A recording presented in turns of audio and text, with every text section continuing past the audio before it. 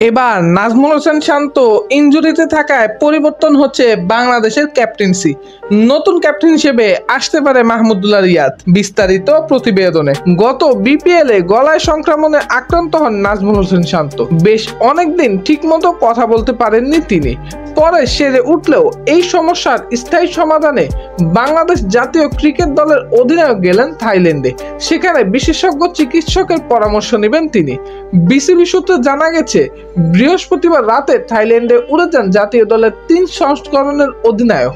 তার সঙ্গে তার পরিবারের সদস্যরাও আছেন। এ ব্যাপারে বিসিবির চিকিৎসক ডাক্তার দেবাশিস চৌধুরী বলেন, তার ক্রীড়া সংক্রান্ত কোনো চোট নেই। ব্যক্তিগত ব্যবস্থায় দেখাতে গেছেন ডাক্তার।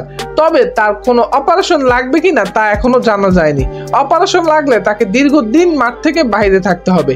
বাংলাদেশের নতুন ক্যাপ্টেন সম্পর্কে বিসিবি সভাপতি পাপনের কাছে প্রশ্ন করলে তিনি বলেন, যেহেতু নাজমুল হোসেন শান্ত আপাতত ইনজুরিতে আছে, সে যদি পরবর্তী সিরিজের আগে ইনজুরি থেকে না ফিরে তাহলে আমরা পরবর্তী ক্যাপ্টেন হিসেবে মাহমুদুল্লাহ রিয়াদকে প্রস্তাব করব।